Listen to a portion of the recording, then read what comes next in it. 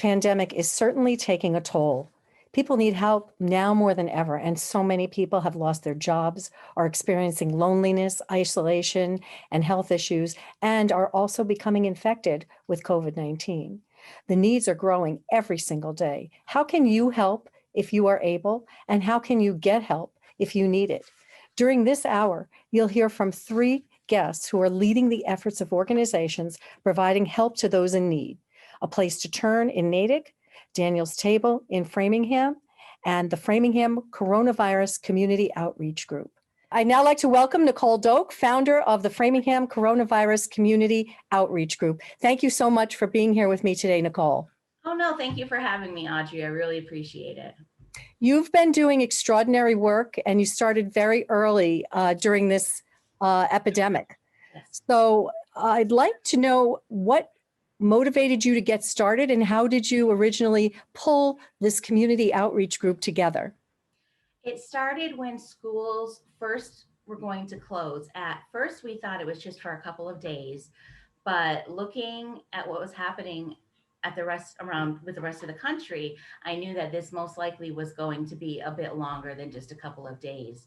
And my concern was to rely on the free meals, the school provided meals. I put a feeler out in a Facebook group. Someone pointed me in the direction saying that Somerville is starting this mutual aid program. A lot of people responded within the community saying, we'd like to help. So I immediately saw that there were a lot of people in need and a lot of people who needed help, and they just needed to connect. Initially, I thought that this would be a very temporary solution. It was a stopgap until the city was able to provide the structure to really help those in need. And for the most part, it's worked out well, but as you can see, we're still going strong. So in the beginning, you are going strong, and it's been, what, 9 months now? How long has it been? I think it was February when schools first said they were going to close for a couple of days, and that turned into weeks and turned into months. So it was February. So did you have an expectation early on that the kinds of things that you were bringing to people in need could be provided by other agencies or government, et cetera? I knew that there would be a structure in place, a citywide structure in place. But I also knew that that takes time. As quickly as they moved, I wasn't beholden to anybody. I didn't have to answer to anybody. I didn't have any red tape. So I thought that I would be able to quickly move, and we did. There were so many people who said, we can help, we can help. And people started reaching out immediately who needed help. So I thought we would just fill that gap, and then we could ease away. We wouldn't be so necessary anymore. What I didn't anticipate was how the group expanded. We're constantly shifting. We're constantly adjusting to the needs of the community. I did not anticipate this lasting as long as it did. And I did not anticipate it taking off and ballooning like it did. So what were the first steps that you took to get it going? The very first steps were establishing the Facebook group and establishing, I call it the structure of the group. And that was very frantic. That was very difficult in the very beginning. It was very overwhelming just for me. So I had a team come on. People were able to reach out and say, I can help you with this. I can help you with that. So very quickly, I had a team around me, and my job really was to build the structure of the group. And it was based in Google Docs. So it was easily shareable. It was easily accessible. It was easily changed as the group was changing. And I needed help around me to address the actual people reaching out who needed help. So we were building the system as we were helping, but the system would have helped the people, but we needed to help the people. It was very, very difficult, and it was a lot of late nights, high stress, high pressure. But once we got the system in place, it helped tremendously. And from what I can tell now, that system in place still is working. You've done all of this as a volunteer on your own time, along with the people that came to you to help. Yes, we don't get paid. We aren't professional pandemic helpers. This is all new. There's, I frequently tell people, you have to cut me some slack. I'm learning as we go through this. This is new to us. I'm always willing to adjust and tweak. And if I create something, just because I created it doesn't mean I have to keep it if it's not working. I've put a lot of hard work into things that we've had to scrap and just weren't working, and that's okay. We are able to adjust. We're able to pivot. How many people have come to you to volunteer, and how many people have you served? That's that's the most difficult question to answer because I don't keep track. The pace for me really hasn't eased up. This has been a mad scramble since the beginning, and I'm still pulling really late nights most nights. Um, so I have a core of helpers. I would say maybe between 5 and 10 who are with me no matter what. Mhm. But the problem is the stress of the group, the pace of the group behind the scenes. It's very intensive. A lot is required. So some helpers are able to stay for a while and then they need to back up because everyone has to remember we're dealing with the pandemic ourselves. This group is on top of how we're handling the pandemic.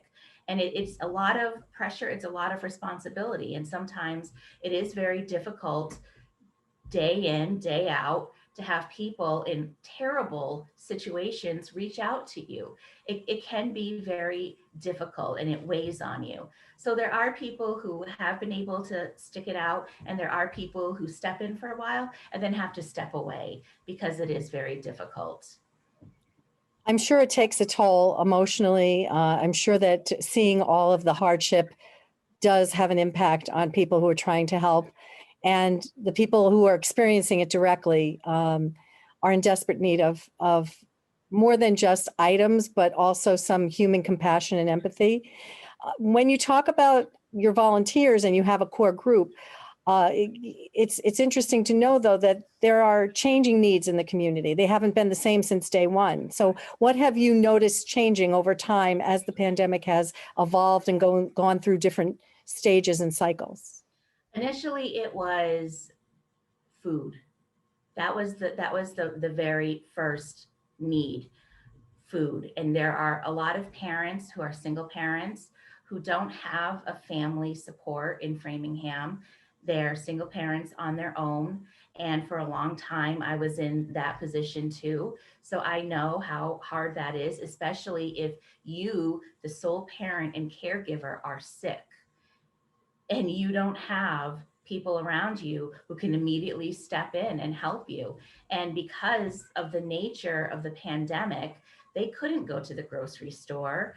The Peapod and the food delivery services were darn near impossible to access.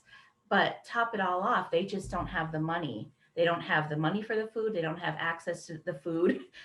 So food was the immediate concern. Then it switched to personal care items like toilet paper, cleaning supplies. But once once the organizations that Framingham provided were in place and became more well known, everyone knows if you need help, reach out to Daniel's Table. Once word like that got around, in in essence, our purpose lessened when it came to food because we always were designed to be immediate emergency support. When you reach out to us, you will get our help, but you also will get a link of all the resources that you can contact for continuous aid. So we never were meant to be someone to continually rely on. All we do is help you right now with your immediate needs and then help you so you can then get the continuous need that you whatever it is that you need. So initially it was food, cleaning supplies, personal care items, and we still get the request for that. Even with all these other resources being taken advantage of like they should be, there are still some times where people find themselves sick. Their family is sick and they don't know what to do. They were doing okay, but they're not doing okay anymore. So we still step in regards to that. But then it changed in ways that surprised me a lot. Our resource list is very comprehensive. Not only do we provide access for the emergency supplies, but we supply a lot of emotional and social support. Over the summer, we had a team of emotional support clinicians who were holding regular classes throughout the week for adults who are facing isolation and anxiety, seniors, specifically geared towards seniors, new mothers. There was a whole team of clinicians that provided emergency emotional and social support. And that was something I was incredibly proud of. At the time, there weren't a lot of other places that offered other mutual organizations that offered those types of services for free. So you had mental health professionals Yeah. stepping up to provide services Yep. to some of those people in need on a volunteer basis. On a volunteer basis, absolutely. So now the group, I would say we still are helping with food. We're still helping with people who are in a dire situation. Um, it's become a source of information. A lot of people will reach out. They just need to know, whether it be emotional support, whether it be domestic violence help, whether it be they have a question that they're not sure about, and I can ask Dr. Wong, or they connect them to Dr. Wong. So now it's become a source of information. I need help and I'm not sure who to ask. I'll ask the group. And we haven't had a situation where we just say, we don't know, you're kind of on your own. We always find the answer and supply the information in some way. Well, that is always a challenge, is finding information and finding it easily and readily. And if it's not there, having someone to speak to who can then help you find it. So I'm sure people find value, tremendous value in that. And I'm curious going forward, what you see evolving with the organization.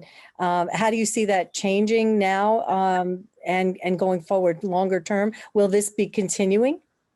We will continue as long as there's a need. My goal is one day the pandemic is no longer an issue and our group won't be needed anymore. I don't see this as, God willing, I don't see this as a forever group. I have no interest in sustaining this long past the pandemic. My goal has always been to offer help, but through neighbors helping neighbors. So whether my goal is whether this group is in existence or not, whatever ties that were created through this organization will survive the pandemic. So I have seen some glimpses of accomplishing that goal. For example, when we were really busy with the help requests, we had help requests from people who spoke Spanish, from people who spoke Brazilian, I'm sorry, Portuguese, excuse me, Portuguese, from people who spoke Chinese. So when we get a request and the helper would pick up that request and realize we don't speak the same language, rather than say, can someone who speaks this language take the request? They wouldn't say that. They would say, can someone who speaks this language help us translate? So it would be much easier if you pass that request on to someone who spoke the same language, but they weren't interested in doing that. They wanted to bridge that gap. They needed someone to bridge that gap. And a lot of the mainstream stores weren't offering the items that people needed. So a common thing I've heard is, I didn't know that store was in Framingham. I've never been to that neighborhood. Framingham got a lot smaller for very many people. I've been involved in a lot of community projects before, and different boundaries, as much as we'd like to pretend aren't there, different boundaries were noticed. And in this group, those boundaries have been erased a little bit. Language, um, demographic, whatever demographic, socioeconomic, wherever you are located in Framingham, it didn't matter. All that mattered is you need help and I can help you. So I'm hoping these ties are sustainable and they last throughout the pandemic. And I think for many they will. That's my main goal. Well, you just said Framingham got a lot smaller and boundaries came down and differences didn't matter. And it brought the community closer together and more as one. And I'm sure that you would see that as a tremendous accomplishment in itself. Absolutely. Absolutely. And that's always been my focus. I may be the the middleman to some degree, but I never want to be the person that this relies upon. I want people to be able to reach out to each other. I don't need to know who specifically needs help. I don't need to know who's helping them. I don't need to know how many people we've helped. I don't keep track of that. I know we have that information, but that doesn't matter to me. As long as there's people in Framingham who need help and people who are willing to give help in Framingham, if we can connect them and those bonds can sustain that willingness to help regardless of who it is, then that's a job well done. And where should people go if they need help? Where do you want them? How do you want them to contact you and find the resources that you have available to share? We have a website, and through the website, you can click on the I need help link. We have an email address. They can always email me at Framingham Outreach at gmail.com. And our Facebook group really is the main mode of communication.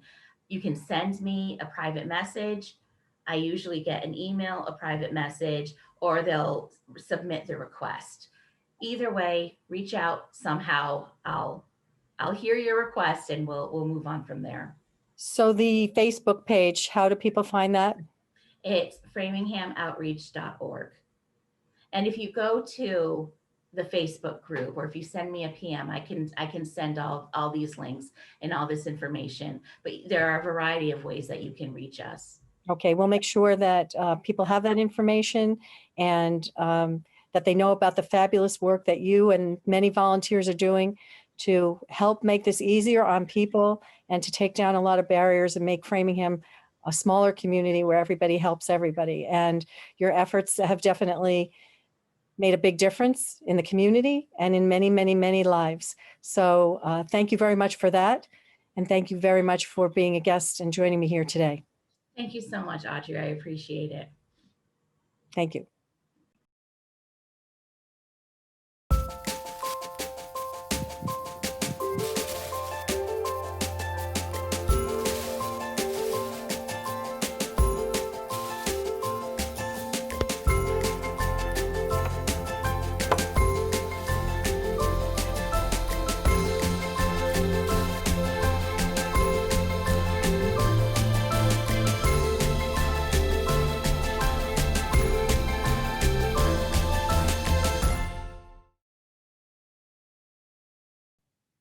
Joining me now is David Blaze.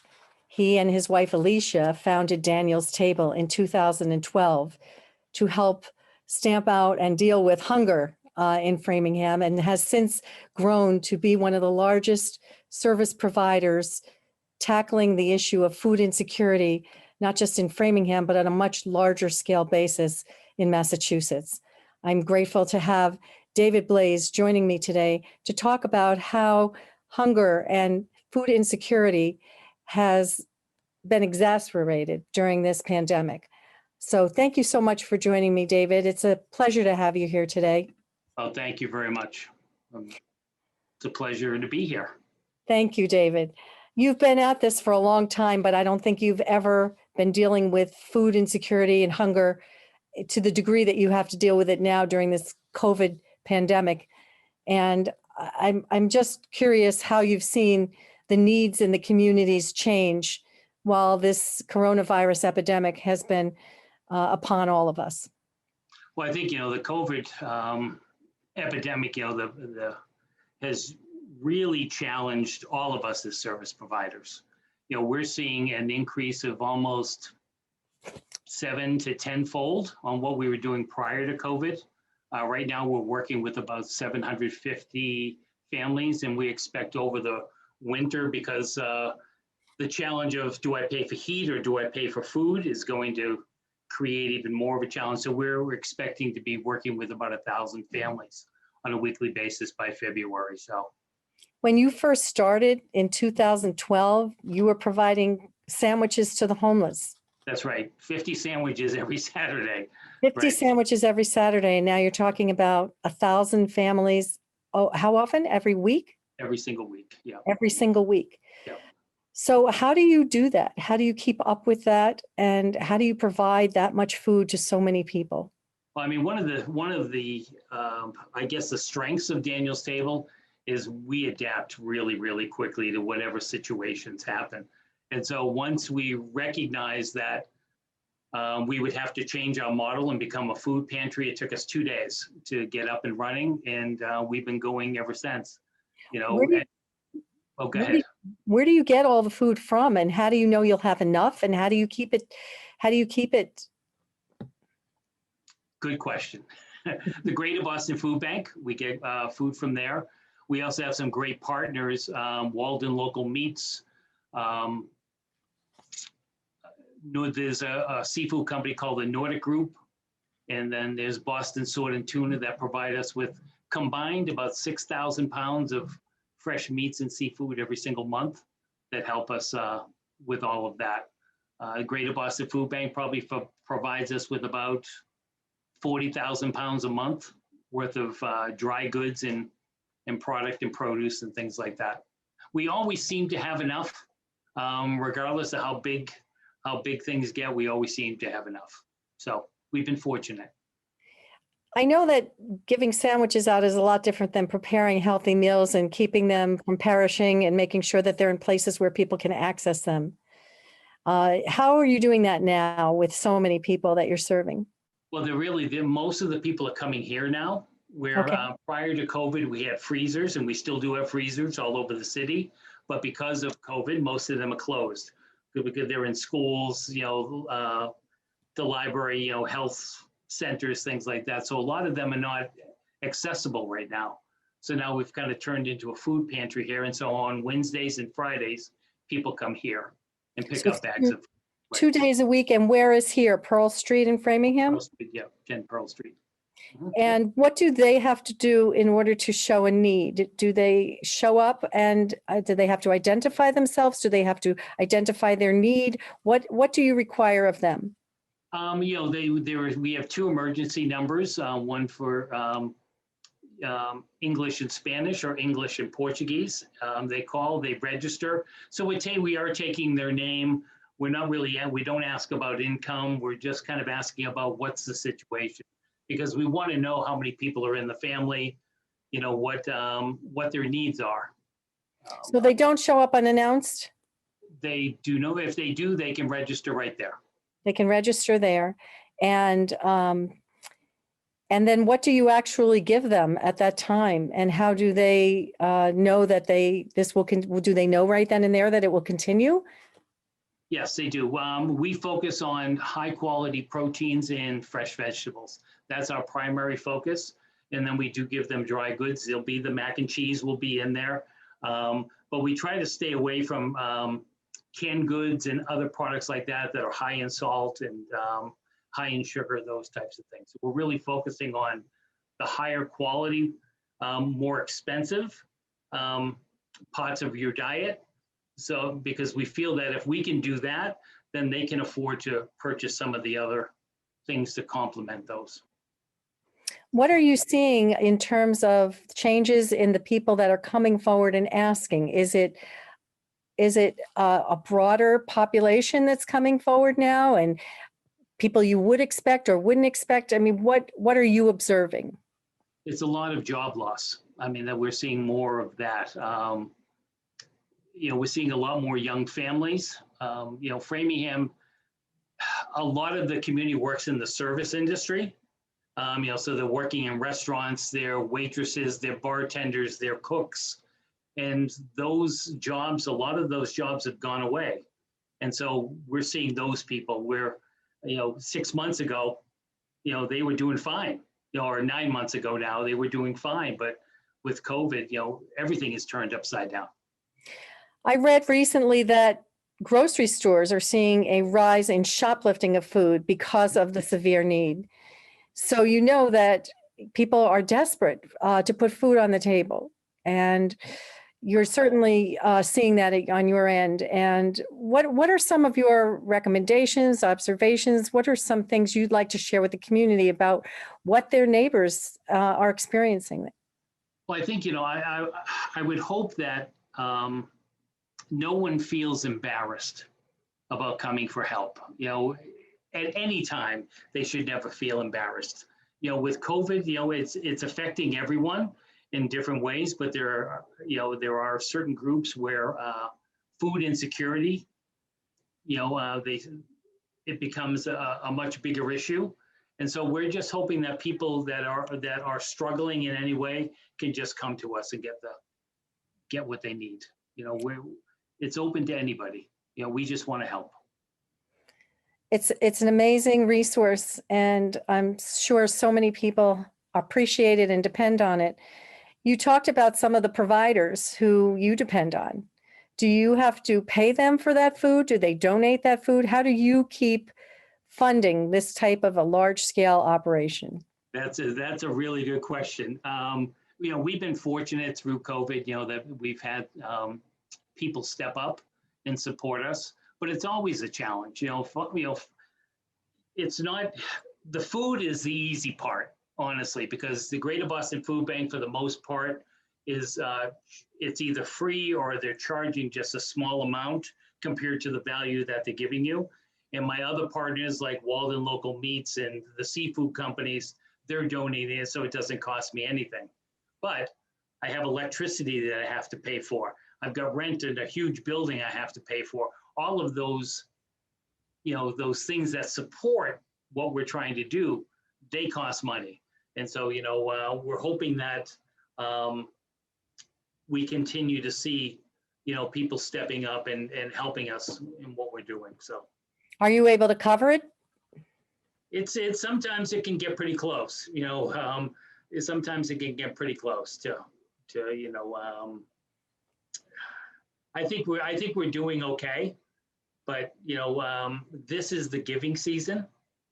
And then January and February come, and that's usually when we'll find ourselves a little bit behind. So if people want to donate to Daniel's Table, how do they do that? They can go right to our website, danielstable.org, and donate right there if they'd like to do that. You said that the food is the easy part. So the donations that people provide help you run the organization. That's right. It sounds to me like it's pretty labor intensive. It's very labor intensive. We have a truck outside right now taking off 8 pallets of food, about 8,000 pounds of food, and that's a constant thing here. The moving of product, putting it in bags, all of those types of things. So we have some great volunteers. We've had to limit our volunteers because of COVID, but we have some great volunteers here that show up and they get everything done. So it's been, we've been really blessed in that way. The community coming around, kind of wrapping their arms around us and saying, okay, we'll support you. So it's been good. In the past, I've heard you say that you wanted to wipe out food insecurity. Many people refer to it as hunger, and on a broader scale, it's referred to as food insecurity, not knowing where your next meal is going to come from. Is that possible? And do you still have hopes for that? Well, I think it's never been an issue about food. There is more than enough food to do this. It has to do with collaboration and coordination of efforts. that's, if we have a challenge getting it done, it lies within those two things, collaboration and coordination of efforts. So let's talk about that a little more. So- How should that be evolving differently than it is? Well, let me explain what it is, how we see it now, and then we can go into how we can change that. Right now, there are 8 food providers in the Framingham area.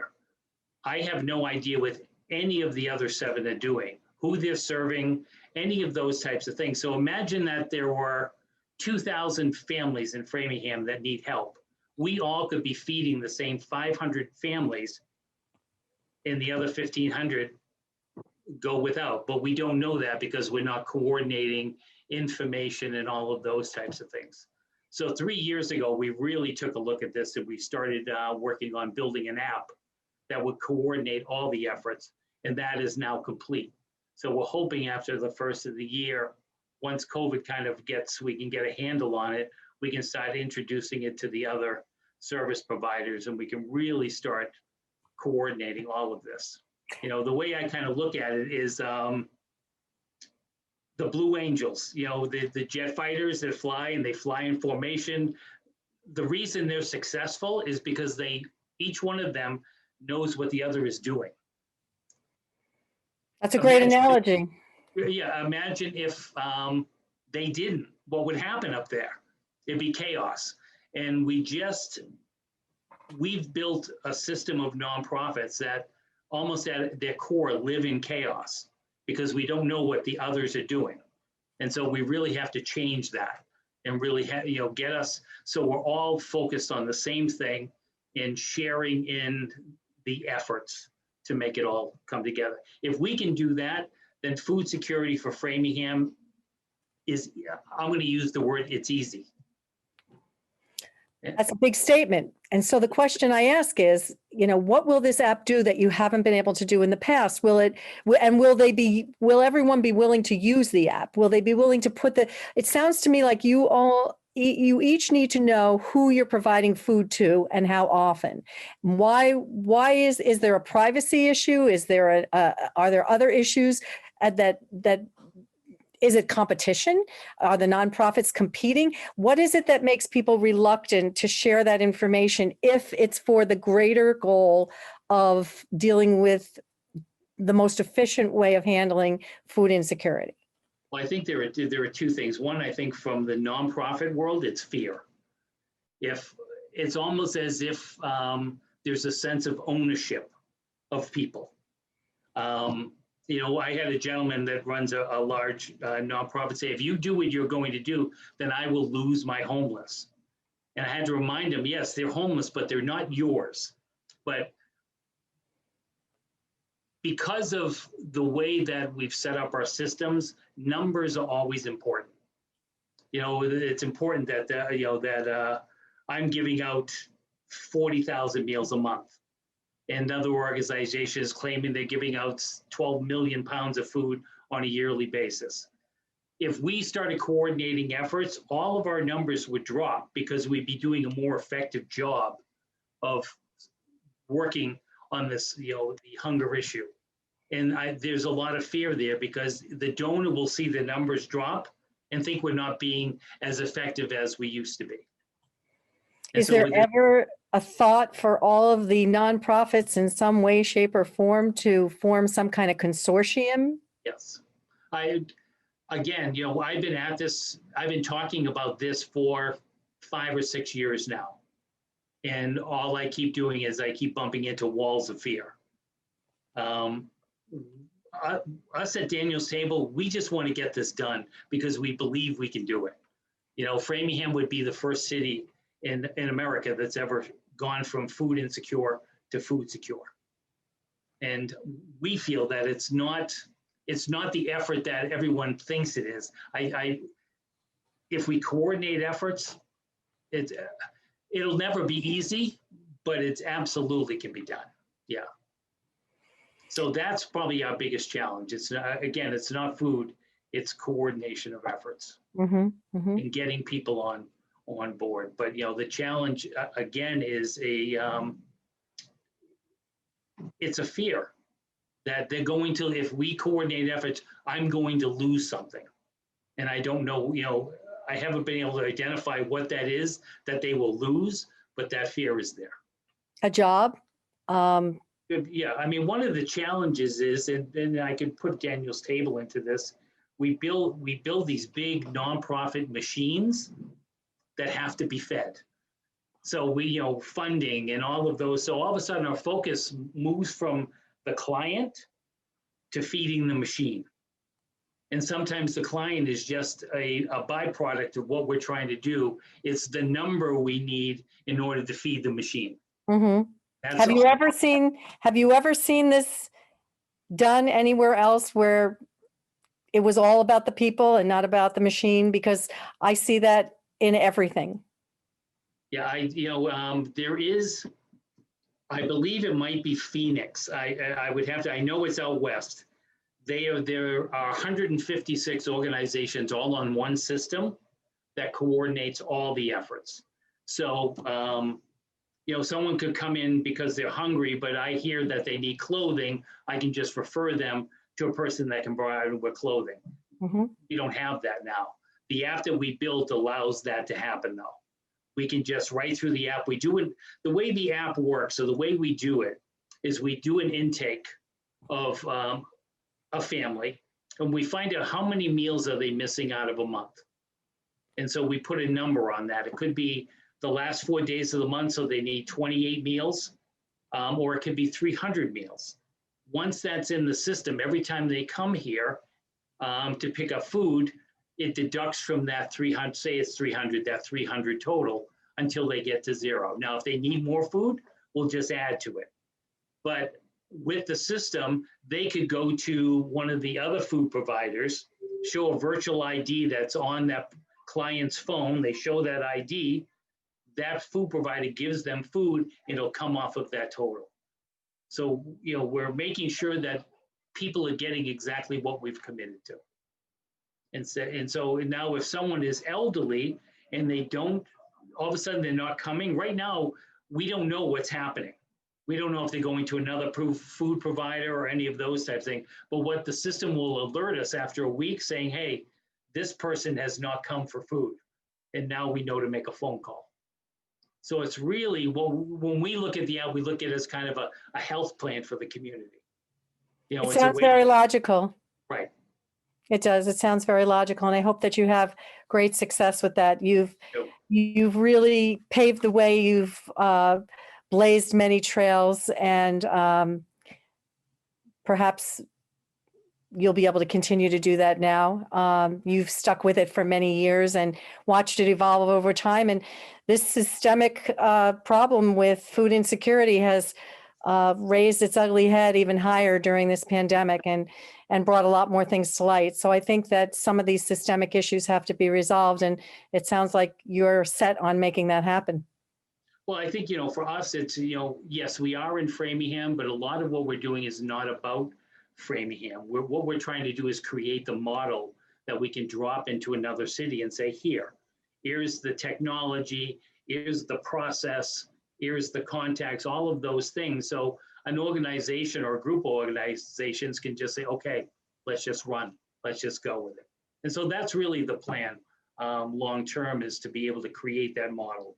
And that's really what we've been working through over the past 8 years in Framingham, is getting to that point. Well, good luck with all of your continued efforts. You've certainly had a tremendous impact. And thank you so much for joining me today to talk about this important issue. Absolutely. Thank you very much. Every year, 40% of all food in the U.S. never gets eaten. 40%. That's almost half the food we produce. Food waste is a serious problem. It impacts all of us. And it's expensive. Your family is throwing $1,500 a year in the trash. We're working hard to put food waste on the chopping block. And you can do the same at home. Learn how to cook it, store it, and share it. Just don't waste it. Go to savethefood.com.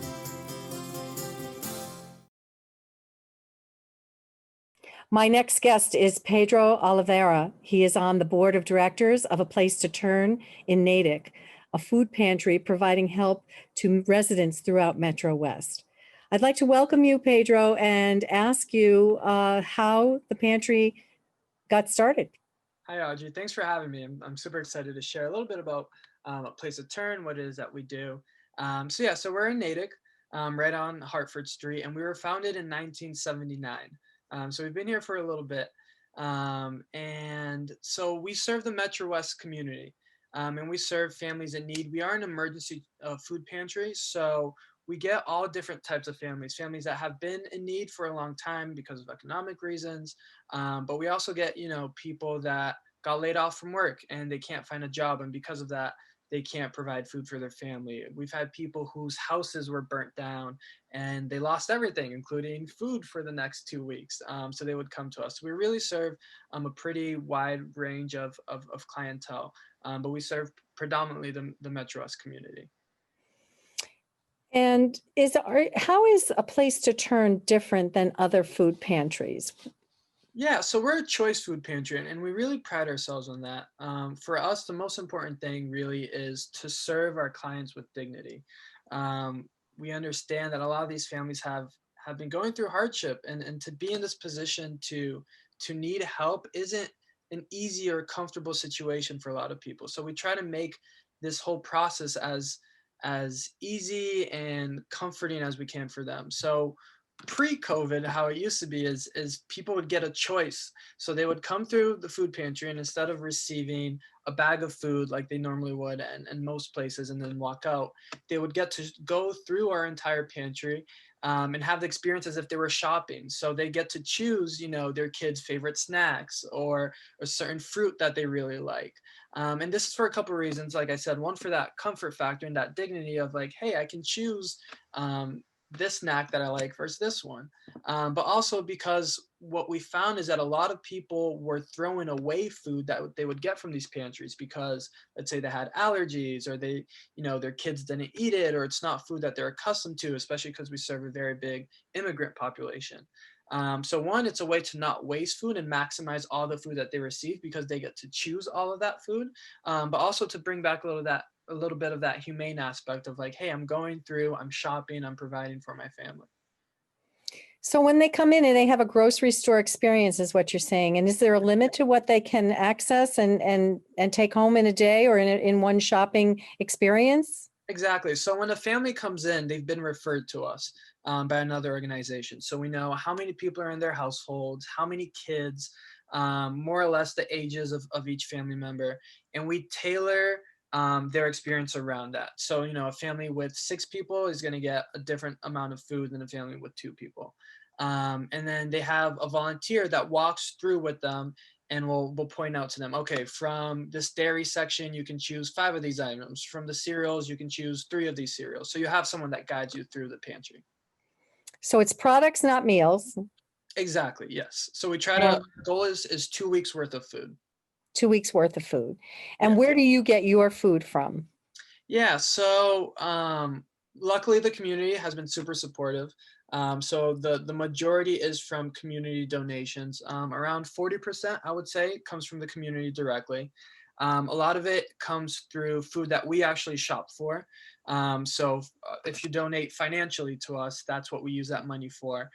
We have a lot of perishables, so we really pride ourselves in serving fresh fruits and vegetables, dairy products, meat, eggs, and cheese. So we go out and buy those. And then the Greater Boston Food Bank also provides a good amount of food to us. And around 10% comes from rescued foods. We have amazing partners over at Wegmans, Roach Brothers, some other grocery stores that, if a package has a dent on it or gets a little scraped, they can't put that out. And usually that food would get just thrown out, even though it's perfectly good to eat. So they would donate those to us as well. And the ones that we can use, we provide. I love that term, rescued foods. I've never heard that before. You're rescuing packages that are dented and food that may not be perfect. Yeah, it's quite sad. It's quite sad. People, like, if a package has, a rip on the label, or if it's a little dent, if a box is a little dented in the bottom, they can't serve that food, and that food actually gets wasted. So supermarket waste is a big movement right now. And luckily some of our partners at Roach Brothers and Wegmans, they bring that food over to us. So. Do you see a change you've been with A Place to Turn for many years. Yeah. So how have you seen changes from this pandemic? What are they looking like? How is it different than what you've seen over the many years you've been there? Yeah, so even before the pandemic, we've been serving a lot more families per year. So let's say around 3 years ago, 4 years ago, we were serving around 12,000 families a year. This past year, we served just over 14,000. So one, it's amazing that we can serve more families because that means we have the means to serve more, but that also means that there's a greater need to serve these families. So unfortunately, we are seeing food insecurity rise in Massachusetts. So I'd say that is the biggest thing, is how many families we've been serving has definitely been increasing. But the pandemic has really hit not only the nation hard, but Massachusetts in particular. Massachusetts actually had the largest increase in percentage of food insecure individuals in the state, or in the country, excuse me. And also the highest increase of food insecure children, up by 102%. So the pandemic has hit Massachusetts in particular very hard. Why? Well, a couple of reasons I'd say, and obviously there are a myriad of reasons, but I'd say, so Massachusetts has the third highest grocery costs in the nation, behind only Connecticut and Hawaii. So we already have very expensive, it's already very hard to get food in Massachusetts to begin with. So I'd say that is a huge reason, with the high costs that we have, and especially the supermarkets here in Massachusetts have extremely high overhead. So when the pandemic hits, that was a huge thing. Also, immigrant communities we found are the ones that are most at risk during COVID to be food insecure. I think the statistics were around 1 out of 6 white households were food insecure, while 1 out of 3 for Latinx and 1 out of 4 for the Black community. And because Massachusetts has such a high immigrant population, I'd say that probably also has a part to do with that. So I think it's a lot of reasons, but I think those are 2 big ones. Mhm. Wow, that's a very, very big increase, and it's revealing to hear about the high overhead of the food industry in Massachusetts. I'm not sure that that's a well-known fact, but it's alarming to some degree. Yes, and so you're saying that loss of jobs is a big contributing factor to this as well? Of course. And do you talk to or get to talk to many of the people who come in and hear firsthand what some of their stories are? Yeah, so unfortunately during COVID, we haven't had that time to actually sit down and talk with people, right? Mhm. Before COVID, I personally had interviewed over 200 families in English, Spanish, and Portuguese. Those are the 3 languages that I speak. So to really get a diverse perspective. So I have a lot of stories from before COVID, but I'm extremely involved in my church, New Life Church in Framingham, and we have a huge Brazilian population there. And I've gotten to hear a lot of those stories of, people that have got here, in March or in February, and all of a sudden there are no jobs and they came here with very little money in their pockets, and how are they going to provide for their families now? So we definitely saw a lot of stories like that. So what is your advice for so many people who have needs right now? How to approach it, how to go about finding the resources that they need?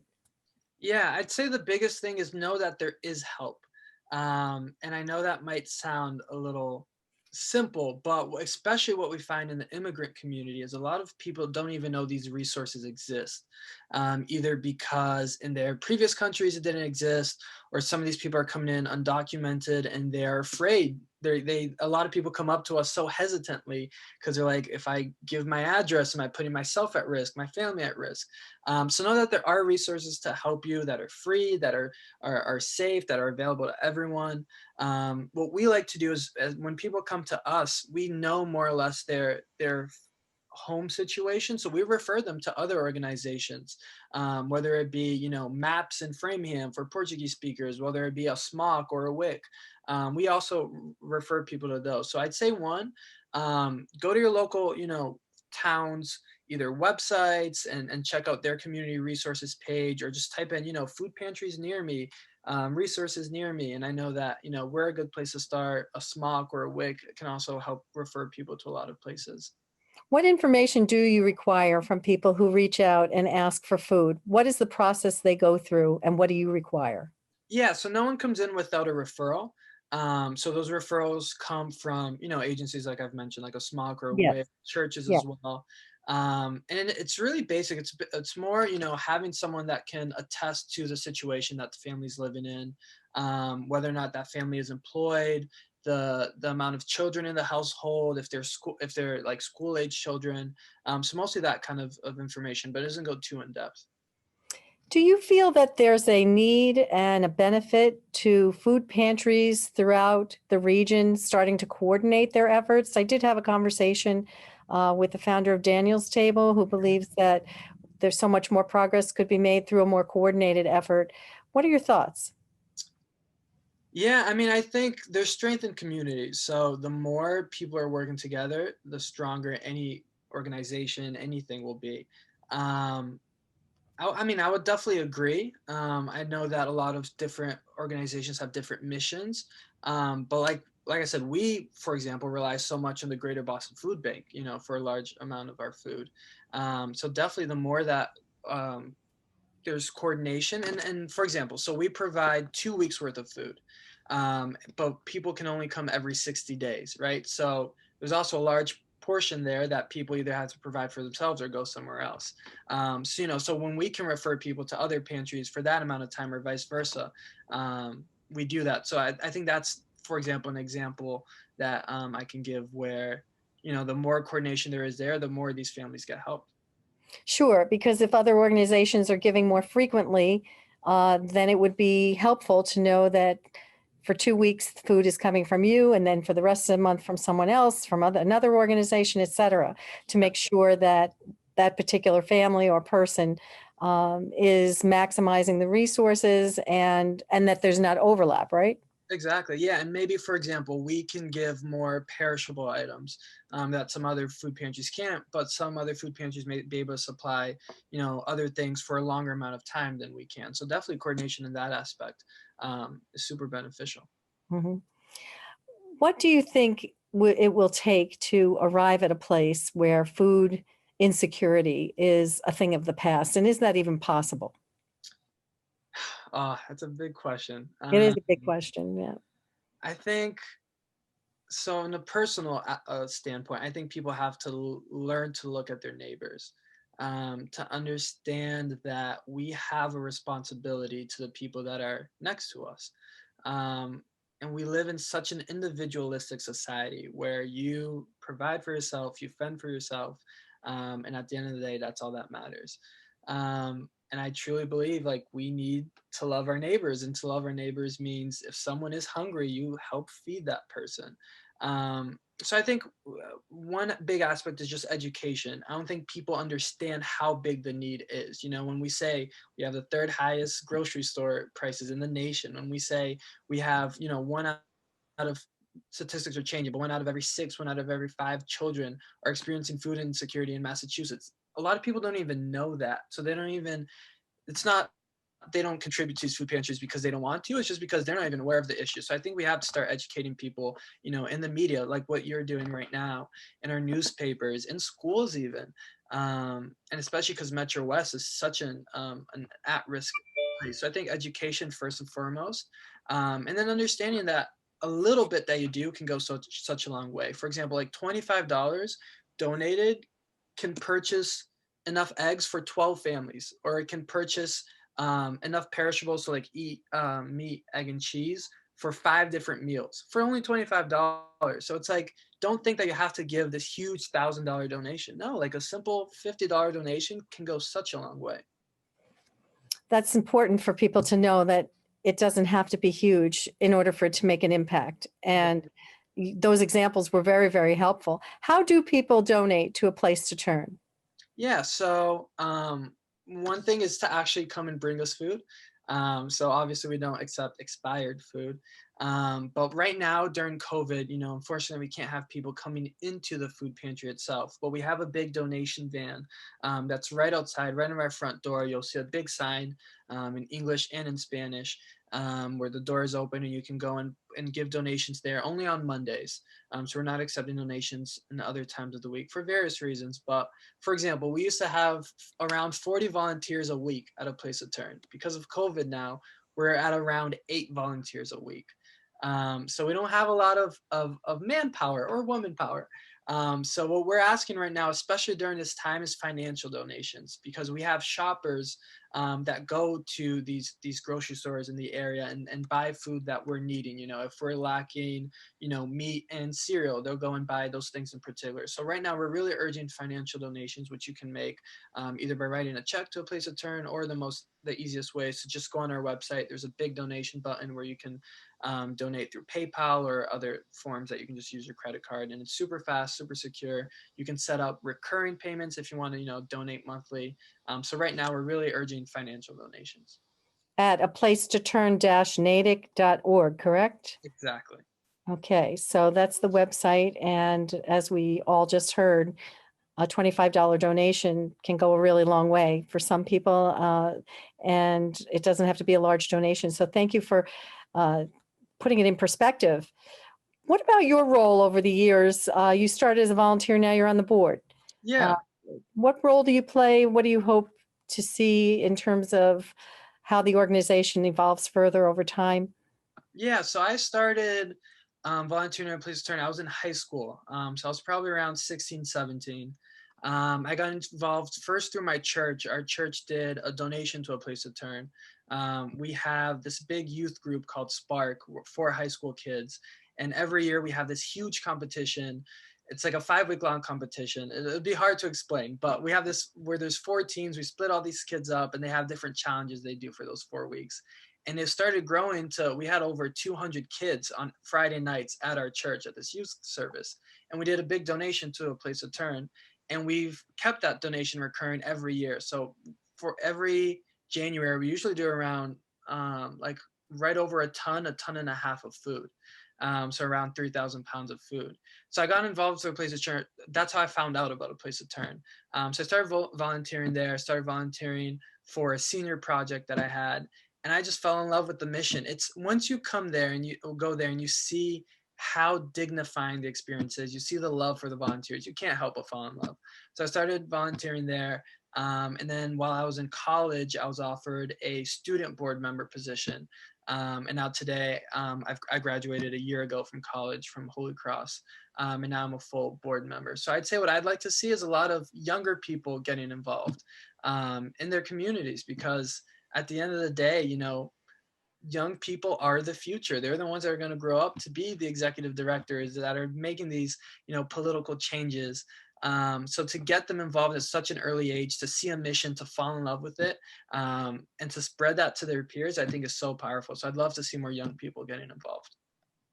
Well, I think you may just have motivated those people that are watching to get more young people involved. That was very compelling, and it sounds like you've done a great job and made a very, very valuable contribution over many years. So thank you for the work that you're doing at A Place to Turn in Natick, and hopefully more people will become aware of how they can help, and we'll do that to help support this important mission to feed hungry families throughout Metro West. So thank you very much. I really appreciate you being here, Pedro.